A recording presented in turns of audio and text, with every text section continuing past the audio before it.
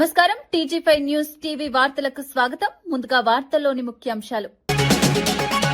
Narmetta oil palm factory ప్రారంభానికి CM Revanth, Rythu Bharosa నిధుల పంపిణీతో 3 రోజుల ఉత్సవాలు, వ్యవసాయ సాంకేతికతల ప్రదర్శనకు రైతు ఉత్సవాలు, రైతులకు కొత్త అవకాశాల కోసం ప్రభుత్వం చర్యలు.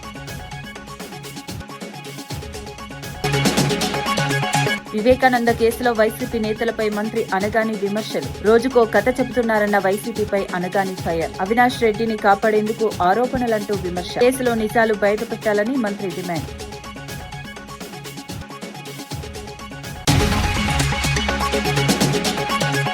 గ్రాఫిక్స్ అభివృద్ధిపై ఏపీ తెలంగాణ ప్రభుత్వాలపై కవిత విమర్శ, ప్రచారం కోసం గ్రాఫిక్స్ తో ప్రజలను మోసం చేస్తున్నారన్న వాస్తవ అభివృద్ధి లేకుండా ప్రచారమే జరుగుతోందన్న విమర్శ. ప్రగతిపై దృష్టి పెట్టాలని ప్రభుత్వాలకు కవిత సూచన. లిక్కర్ స్కామ్ పై జగన్ మౌనాన్ని ప్రశ్నించిన వర్ల రామయ్య, అరెస్టులు జరిగినా స్పందించలేదన్న జగన్ పై విమర్శ. లిక్కర్ పాలసీలో అవకతవకలపై ఆరోపణలు, పూర్తి స్థాయి దర్యాప్తు చేయాలని డిమాండ్.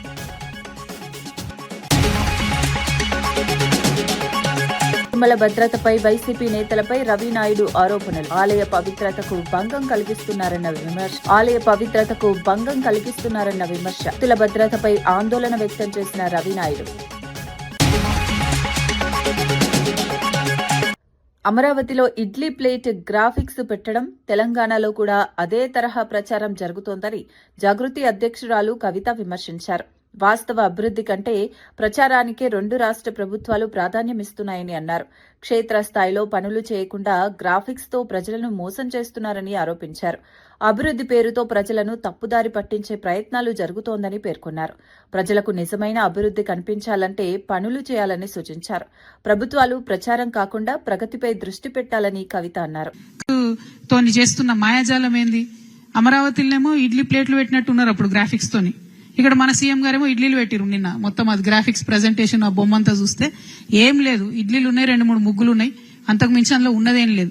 ఎందుకంటే ట్రాన్స్పరెన్సీ ఉండాలన్నది మాత్రం మేము కోరుతున్నాం. డెఫినెట్ గా ఎస్, మూసీ మంచిగా కావాలి, మూసీ క్లీన్ కావాలి, మూసీ చుట్టుమట్టు ఉన్నటువంటి పట్టాదారులు, ఆ పట్టా భూములు వాళ్ళందరూ కూడా డెవలప్ కావాలి. నేను కాదనట్లేదు.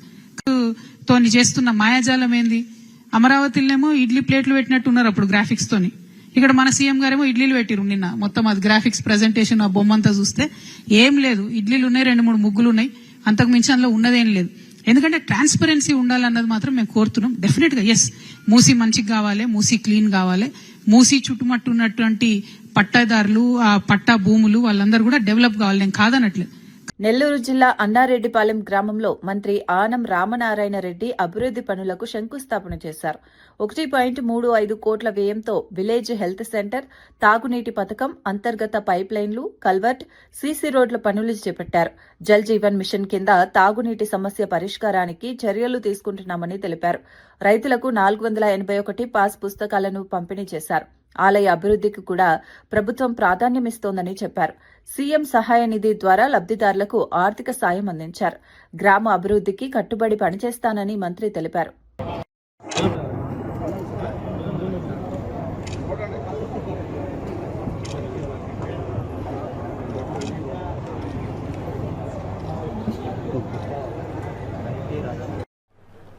మీ గ్రామంలో ఉన్న వైసీపీ నాయకులు ఆనాడు జగన్మోహన్ రెడ్డి బొమ్మ వేసిన పాస్ పుస్తకాలు ఈ ఊర్లో పంచలేదు. పంచారా ఈ ఊర్లో? నాకు తెలిసి మా అధికారులు చెప్పారు, ఒక్క పుస్తకం కూడా ఇవ్వలేదని. చాలా అదృష్టవంతులు మీరు. చాలా గ్రామాల్లో ఆయన బొమ్మ వేసిన పాస్ పుస్తకం ఇచ్చారు. ఆ పాస్ పుస్తకాలన్నీ ఇవాళ చెల్లవని చెప్పి ప్రభుత్వాలు తీర్మానించారు. ఎన్నికల్లో నేను పర్యటనకు వచ్చినప్పుడు కూడా చెప్పాను, ల్యాండ్ టైటిలింగ్ యాక్ట్ పెట్టి ఇటువంటి దగాకోరు పాస్ పుస్తకాలు జగన్మోహన్ రెడ్డి బొమ్మతో మన రైతులకు ఇస్తే ఇవి చెల్లవు, వీటికి బాధ్యత లేదు, ఏ ప్రభుత్వ అధికారి కూడా దీన్ని ఆమోదించరని చెప్పి ఆనాడే నేను చెప్పడం జరిగింది. ల్యాండ్ టైటిలింగ్ చట్టంతో రైతుల భూముల్ని జగన్మోహన్ రెడ్డి ఆయన పార్టీ నాయకులు దోచుకోవడానికి చేసినటువంటి ఒక కుట్ర అని కూడా ఆనాడు చెప్పడం జరిగింది. అయితే మీ నాయకులు ఎందుకో మీ ఊర్లో పంపిణీకి ముందుకు రాలా. వీళ్ళకు ముందు చూపు ఉందనుకుంటాను మీ గ్రామ నాయకులకి. అందుకనే ఆ ప్రక్రియ ఈ గ్రామంలో చేయలేవాళ్ళు. ఎందుకంటే ఎలాగో వచ్చేది కూటమి నాయకత్వం, ఈ పాస్ పుస్తకాలు చెల్లవు, ఎప్పుడైనా గ్రామంలో రైతులు నిలదీస్తే జవాబు చెప్పాల్సి వస్తుందని తప్పుకున్నారు ఈ పాస్ పుస్తకాల పంపిణీ కాలం. దీంట్లో ఎక్కడైనా చూడండి ప్రభుత్వం ముద్ర లేదు, ఆయన ఫోటో, ఆయన నవరత్నాలు. లోపల తీసుకొని చూద్దాం. రైతాంగం అని చెప్పి నేను మీకు మనవి చేస్తున్నాను. అందుకనే మేము అధికారంలోకి వచ్చిన వెంటనే కొత్త పాస్ పుస్తకాలు ఇవ్వడానికి ఒక నిర్ణయం చేస్తే, కొత్త పాస్ పుస్తకాల్లో ప్రభుత్వం యొక్క రాజముద్ర ఉండాలి, ప్రభుత్వం యొక్క ఆధారాలు ఉండాలి, ఆ రైతు ఫోటో ఉండాలి, రైతు భూమి ఉండాలి, రైతు భూమికి సంబంధించిన సర్వే నెంబర్ ఉండాలి. అంతేకాని చంద్రబాబు నాయుడు గారి ఫోటోను. రాష్ట్రంలో రైతాంగం తీవ్ర సంక్షోభంలో ఉందని వైసీపీ నేత సాకే శైలజానాథ్ విమర్శించారు. 2025-26 మధ్యలో 2865 మంది రైతులు, కూలీలు బలవన్మరణం పొందారని నివేదికలో వెల్లడైందన్నారు. వ్యవసాయానికి ప్రభుత్వం సరైన మద్దతు ఇవ్వకపోవటం వల్లే ఈ పరిస్థితి వచ్చిందని ఆరోపించారు. రైతుల సమస్యలను పరిష్కరించడంలో ప్రభుత్వం విఫలమైందన్నారు. రైతులకు తక్షణ సహాయం అందించాలని, సంక్షోభాన్ని తగ్గించాలని డిమాండ్ చేశారు. వ్యవసాయ రంగంపై ప్రభుత్వం మరింత దృష్టి పెట్టాల్సిన అవసరం ఉందని పేర్కొన్నారు. అలాగే ప్రభుత్వంలో ఉన్న వాళ్ళకి వీళ్ళందరికీ కూడా నేను 2024 ఎన్నికల్లో మీరు ఇచ్చిన వాగ్దానాలని గుర్తు చేస్తూ ఉన్నాను. మీరు సూపర్ 6లో భాగంగా ప్రతి రైతుకు 20,000 రూపాయలు సాయం చేస్తానని చెప్పారు. పెట్టుబడి ఇస్తాను సొంతంగా రాష్ట్ర ప్రభుత్వం నుంచి అని చెప్పారు. 9 గంటలు నాణ్యమైన ఉచిత విద్యుత్ సరఫరా రాజశేఖర రెడ్డి గారి యొక్క పుణ్యం. అట్లాగే రాయితీలతో సోలార్ పంపు సెట్లు, కరెంటు మిగులుతుంది, దాన్ని మేము కొంటామని కూడా చెప్పారు. సబ్సిడీపై వ్యవసాయ పరికరాలు, ధరల స్థిరీకరణకు నిధి, అట్లాగే కౌలు రైతులు కూడా అన్ని సంక్షేమ పథకాలు, పంటల బీమా కూడా ఇస్తాం. రైతు కూలీలకు కార్పొరేషన్ స్థాపించి వాళ్ళకు కూడా రాయితీలు, సంక్షేమ పథకాలు ఇస్తాం. అట్లాగే ప్రతి పార్లమెంట్లో కూడా 1000 ఎకరాల్లో సేంద్రియ వ్యవసాయాన్ని చేపట్టి మేము మార్కెటింగ్ వరకు కలుగజేస్తామని చెప్పారు. ఇంకా దానికట్లే కంటిన్యూషన్గా ప్రభుత్వ రంగంలో గిడ్డంగులు, కోల్డ్ స్టోరేజ్లు ఆధునీకరణ, పాతవే కాకుండా కొత్త వాటిని కూడా మొదలు పెడతామని చెప్పారు. అట్లాగే దళారుల దోపిడీ లేకుండేందుకోసం ఏపీఎంసీ యాక్ట్ని, మార్కెట్ కమిటీల యాక్ట్ని చాలా పటిష్టంగా అమలు చేస్తామని చెప్పారు. అట్లాగే సిరికల్చర్కి ఇట్లా చిన్న చిన్న రీజన్లు చెప్పారు. అయ్యా బాబు గారు, పెద్దలు, ఇవన్నీ మీరు అమలు చేసి ఉంటే ఈరోజు రైతుకు ఈ కష్టం వచ్చిండేది కాదన్నది పెద్దల యొక్క అభిప్రాయం. రాజకీయాలకి రైతుని ముడిపెట్టకూడదు, వ్యవసాయాన్ని అందుకని అన్నం తినే అన్నం కాబట్టి వ్యవసాయాన్ని తగినంత ప్రేమతో మీరు దాన్ని తీసుకెళ్ళాలి అని చెప్పారు.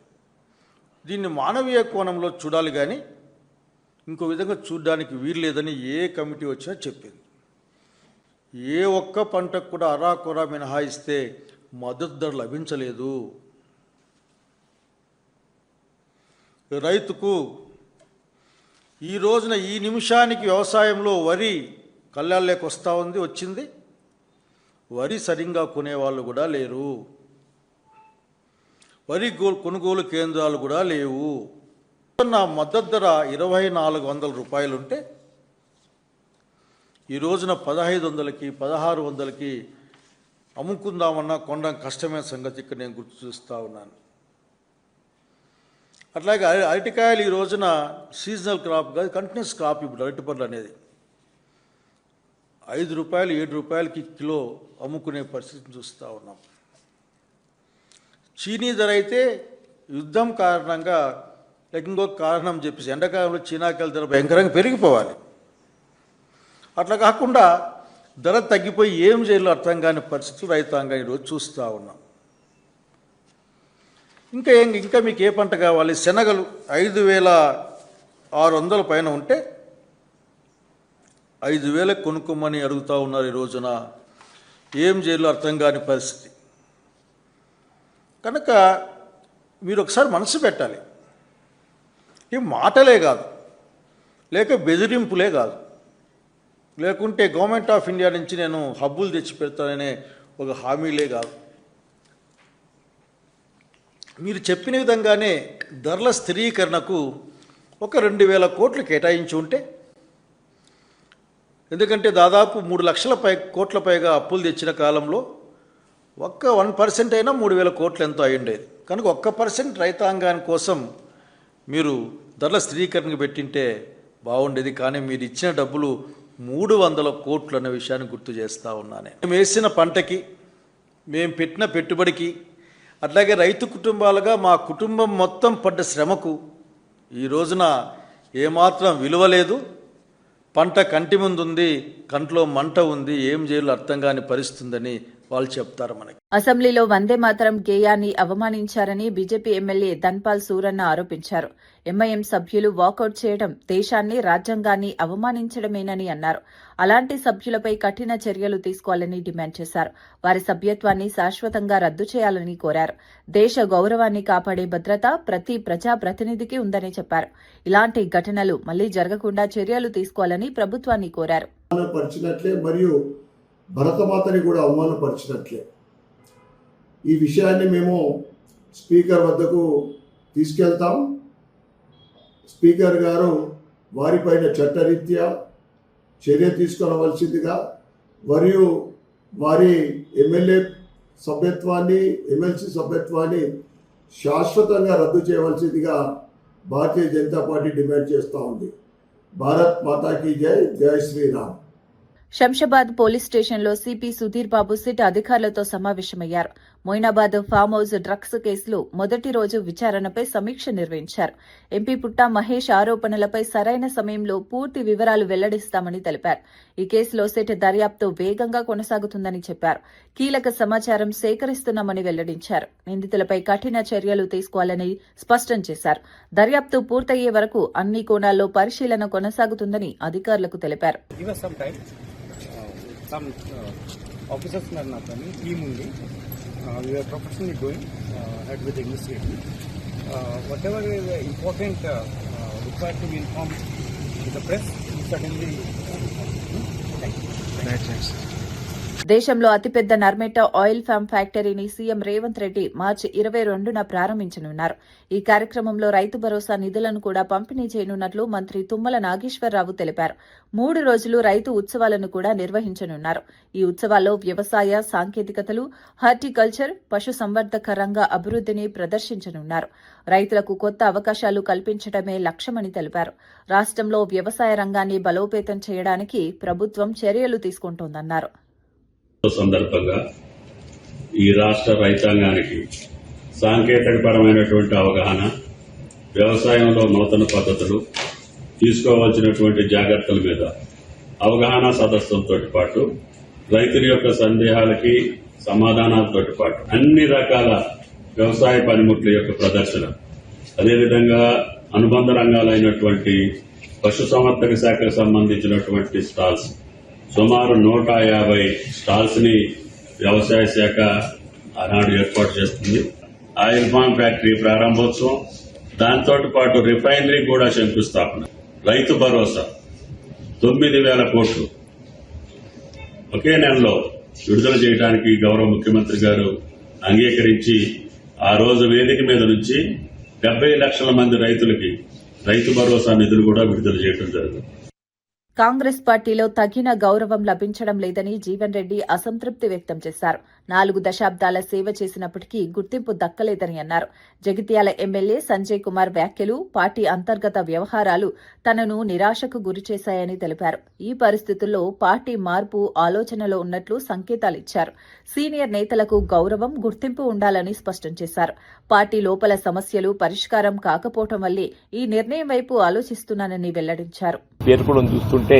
నాకు ఆశ్చర్యం కలుగుతుంది అంటున్నా. అసలు ముందు ఆయన ఏ పార్టీ అని తెలుసా అని అడుగుతుంది. 4 దశాబ్దాల అనుబంధం ఉన్నటువంటి పార్టీ నుండి విడిపోవాలని ఎవరు కూడా కోరుకోరు.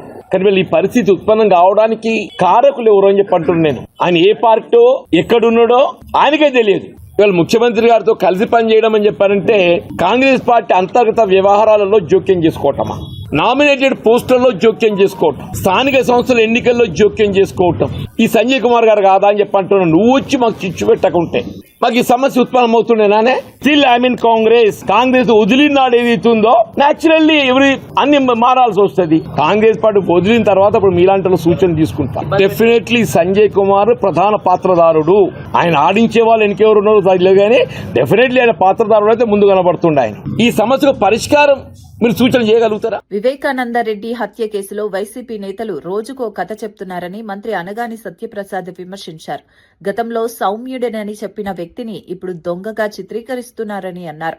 అవినాష్ రెడ్డిని కాపాడేందుకు సునీతపై ఆరోపణలు చేయటం దారుణమని మండిపడ్డారు. గూగుల్ టేక్అవుట్ ద్వారా ఆధారాలు బయటపడినా ప్రభుత్వం దాన్ని పక్కన పెడుతోందని ఆరోపించారు.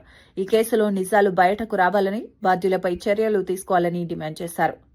అంటే మీ బాధ్యత అంటే మీకు ప్రజల మీద ప్రేమ లేదు, ప్రజలను కూడా ఎటు ఉద్దేశాలు మనం చూస్తా ఉన్నాం. మీరు ఎప్పుడు వచ్చినా కూడా కేవలం మీకు అనువాయులు, మీ ఎవరైతే మీకు ఆస్తులు దోచిపెట్టారో వాళ్ళ ఇళ్లలో ఇబ్బందులు ఉన్నా లేదా పిల్లలున్నా వెళ్తున్నారు తప్ప ఎక్కడ కూడా ఒక్క పేదవాడికి కానీ ఒక కార్యకర్త కానీ ఒక ప్రజల సమక్షంలో ఒక కార్యక్రమానికి కానీ వెళ్ళారా అడుగుతా ఉన్నా. 20 నెలల్లో ఎక్కడ కూడా ప్రజల కోసం వెళ్లకుండా కేవలం బల ప్రదర్శన చూపించి పెళ్లిళ్ళకు కూడా వెళ్ళి బల ప్రదర్శన చూపించుకోవాలి తప్ప ఎక్కడ కూడా మనకి ఏమీ కనపడే పరిస్థితి. నేను అదే మీకు అందరు కూడా తీవ్ర ఒక బాధతో చెప్తా ఉన్నా. ఎందుకంటే మేము కూడా వచ్చి ఇప్పటికి 18 నెలలు అవుతా ఉంది. సబ్జుడీస్ కాబట్టి తప్పకుండా కోర్టు నుంచి ప్రాపర్గా జడ్జ్మెంట్ వస్తుందని మేము ఆశిస్తా ఉన్నాం. అరే ఒక ఆడ కూతురు ఆవిడ బాధ చెప్తా ఉంటే దాన్ని కూడా హేళన తీసుకుని వచ్చి అంటే మీరు ఇంకా ఇప్పుడు కూడా మారా ఈ రాష్ట్రం సుభిక్షంగా ఉండాలా, పెట్టుబడులు వస్తా ఉన్నాయి, బాగుండాలని చెప్పి తప్పంతా పనిచేస్తున్న ప్రభుత్వం ఇది. ప్రభుత్వం మీద బురద వేయటం, ఇంట్లో ఆడ కూతుర్లను కూడా మీరు వదలట్లే అంటే నిజంగా చాలా బాధగా ఉంది. మీరు ముందు కూడా ఈ వీడియోస్ కూడా చూడాల్సిన ఆవశ్యకత ఉంది. ఎందుకంటే వారి యొక్క మాటలు ఈ యొక్క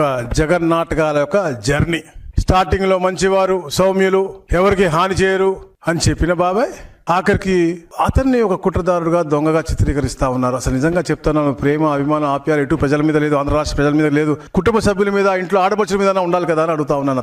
అతనికి అసలు అలాంటి హోదాలు ఉండే అర్హత ఉందా అని అడుగుతా ఉన్నాను. మీరే అన్నారు అన్ని విషయాల్లో కూడా.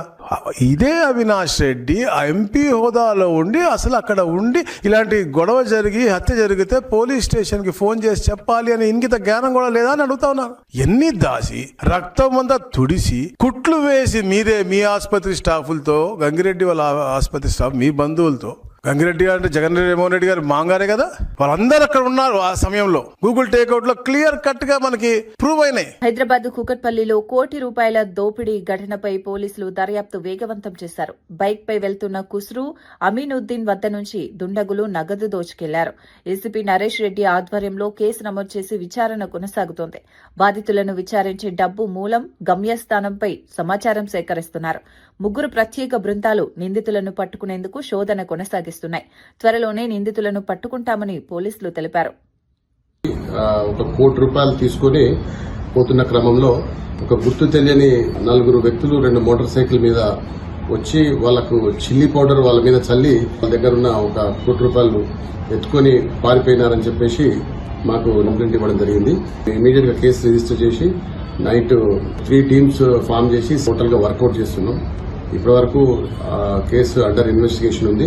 దాంట్లో ఈ మనీ ఎక్కడి నుంచి తీసుకొస్తున్నారు, ఎక్కడికి తీసుకుపోతున్నారు, ఈ మనీ ఎవరికి సంబంధించింది, ఎవరు చేసి ఉంటారనేది పూర్తిగా ఇంకా ఇన్వెస్టిగేషన్ లో తేలాల్సి ఉంది. ఏపీ లిక్కర్ స్కామ్ వివాదం మరింత ముదురుతుండగా టీడీపీ నేత వర్ల రామయ్య స్పందించారు.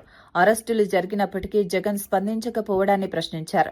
లిక్కర్ పాలసీలలో భారీ అవకతవకలు జరిగాయని ఆరోపించారు. కల్తీ మద్యం వల్ల మరణాలు సంభవించాయని పేర్కొన్నారు. ఈ స్కామ్లో అసలు లబ్దిదారుడు ఎవరో బయటపెట్టాలని డిమాండ్ చేశారు. పూర్తి స్థాయి దర్యాప్తు జరిపి బాధ్యులపై చర్యలు తీసుకోవాలని కోరారు. 3,500 కోట్ల రూపాయలు కొట్టేసి కూడా ఎదుటి మనుషులను నువ్వు ప్రశ్నిస్తున్నావంటే నీ గుండె మామూలు గుండె.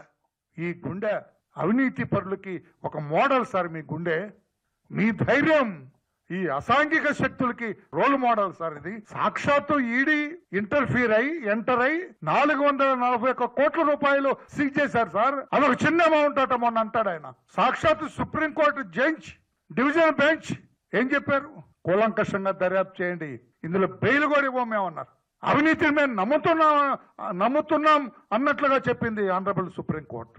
ఈడీ 441 కోట్లు సీజ్ చేసి ఇంకా చేయాల్సి ఉంది, మనీ లాండరింగ్ జరిగిందని చెబుతున్నారు. ఎక్కడుంది ఈ డబ్బంతా? మీకు తెలియకుండా వెళ్ళింది ఎక్కడికైనా? ఈ అవినీతి కేసులో మీరు ఎలా తప్పి ఇండియా పోస్ట్ 24 గంటల్లో పార్సిల్ డాక్యుమెంట్ డెలివరీ సేవలను ప్రారంభించింది. ఈ సేవలు ప్రైవేటు కొరియర్ సంస్థలకు పోటీగా తీసుకువచ్చినట్లు మంత్రి పెమ్మసాని చంద్రశేఖర్ తెలిపారు. సమయానికి డెలివరీ కాకపోతే రిఫండ్ గ్యారంటీ కూడా అందిస్తామని చెప్పారు. తక్కువ ధరలతో ప్రజలకు మెరుగైన సేవలు అందించడమే లక్ష్యమని పేర్కొన్నారు. ఈ కామర్స్ రంగంలో వేగవంతమైన సేవల కోసం ఈ నిర్ణయం తీసుకున్నట్లు తెలిపారు. ప్రజలకు మరింత సౌకర్యం కల్పించే దిశగా ఇది కీలక అడుగు అని అన్నారు. పోస్ట్ ఆఫీసులన్నింటినీ కూడా రేషనలైజ్ చేయటం కానీ, రూట్స్ రేషనలైజ్ చేయటం కానీ, ప్రైవేట్ కన్సల్టెంట్స్ తీసుకొని పైలట్స్ చేసాం. చాలా చోట్ల పైలట్ చేస్తే 24 అవర్స్ 48 అవర్స్లో స్పీడ్ డెలివరీ చేసే విధంగా చేయాలి అంటే ఒక 70% నుంచి 98% యాక్యురసీ వచ్చిన తర్వాత ఇప్పుడు 6 మేజర్ పట్టణాల్లో ఈ రోజున ఈ సర్వీస్ని 3 సర్వీసెస్ని లాంచ్ చేస్తా ఉన్నాం. ఒకసారి 24 అవర్ గ్యారంటీ ఇచ్చిన తర్వాత ఆ 24 అవర్స్లో కనుక డెలివరీ చేయకపోతే బుక్ చేసుకున్న కస్టమర్కి డబ్బులు వాపస్ ఇచ్చేటువంటిది మెయిన్ కర్తవ్యం ఇందులో. అంటే ఒక రకమైనటువంటి కాన్ఫిడెన్స్ తోటి మేము చేసినటువంటి ఈ ప్రయత్నం, గత 2 సంవత్సరాలుగా చేసిన ప్రయత్నం మీద ఉన్నటువంటి నమ్మకంతో ఈ రోజున 3 సర్వీసెస్ 24 అవర్స్ కానీ 48 అవర్స్ కానీ తీసుకొస్తా ఉన్నాం. ప్రైవేట్ కొరియర్లతోటి పోటీ పడే విధంగా చేస్తా ఉన్నాం. మీరు ఒక్కసారి తీసుకుంటే గత 5 సంవత్సరాల్లో department of post every year 2% మాత్రమే గ్రో అయ్యేది. అంటే 200 కోట్ల రూపాయల ఆదాయాన్నే సంవత్సరం టు సంవత్సరం పెంచేది. అలాంటిది గత 1 ఇయర్లో దాదాపు 2,000 కోట్ల రూపాయల ఆదాయాన్ని పెంచాం. అంటే 10 రెట్లు 200 కోట్ల నుంచి 2,000 కోట్ల రూపాయలు. తిరుమల ఆలయ పవిత్రతకు భంగం కలిగేలా వైసీపీ నేతలు వ్యవహరిస్తున్నారని రవినాయుడు ఆరోపించారు. కరుణాకర రెడ్డి చర్యలు ఆలయ వ్యవస్థపై ప్రభావం చూపుతున్నాయని అన్నారు. టీటీడీ చైర్మన్ బీఆర్ నాయుడు కుటుంబాలపై దాడి ప్రయత్నం జరిగిందని పేర్కొన్నారు. తిరుమలలో శాంతి భద్రతలు దెబ్బతింటున్నాయని ఆందోళన వ్యక్తం చేశారు.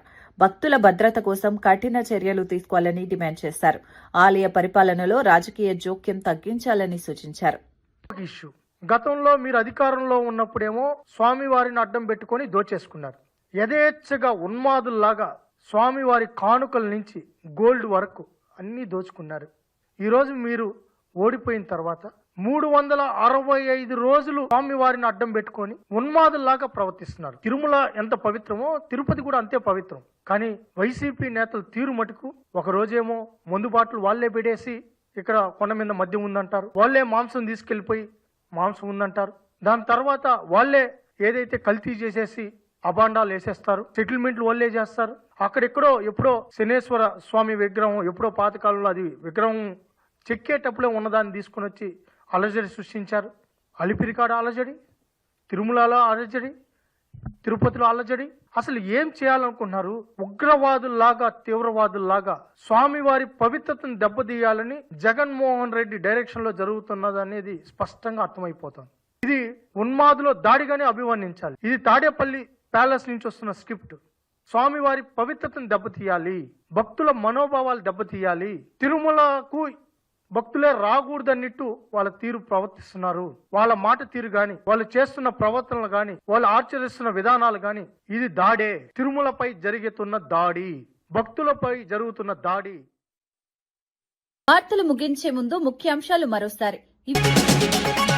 నర్మెట ఆయిల్ ఫామ్ ఫ్యాక్టరీ ప్రారంభానికి సీఎం రేవంత్, రైతు భరోసా నిధుల పంపిణీతో 3 రోజుల ఉత్సవాలు, వ్యవసాయ సాంకేతికతల ప్రదర్శనకు రైతు ఉత్సవాలు, రైతులకు కొత్త అవకాశాల కోసం ప్రభుత్వం చర్యలు.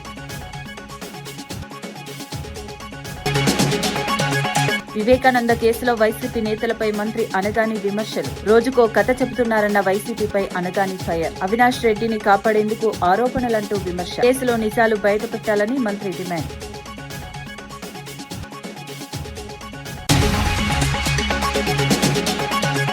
గ్రాఫిక్స్ అభివృద్ధిపై ఏపీ తెలంగాణ ప్రభుత్వాలపై కవిత విమర్శ, ప్రచారం కోసం గ్రాఫిక్స్ తో ప్రజలను మోసం చేస్తున్నారన్న వాస్తవ అభివృద్ధి లేకుండా ప్రచారమే జరుగుతోందన్న విమర్శ, ప్రగతిపై దృష్టి పెట్టాలని ప్రభుత్వాలకు కవిత సూచన. లిక్కర్ స్కామ్ పై జగన్ మౌనాన్ని ప్రశ్నించిన వర్ల రామయ్య, అరెస్టులు జరిగినా స్పందించలేదన్న జగన్ పై విమర్శ, లిక్కర్ పాలసీలో అవకతవకలపై ఆరోపణలు, పూర్తి స్థాయి దర్యాప్తు చేయాలని డిమాండ్.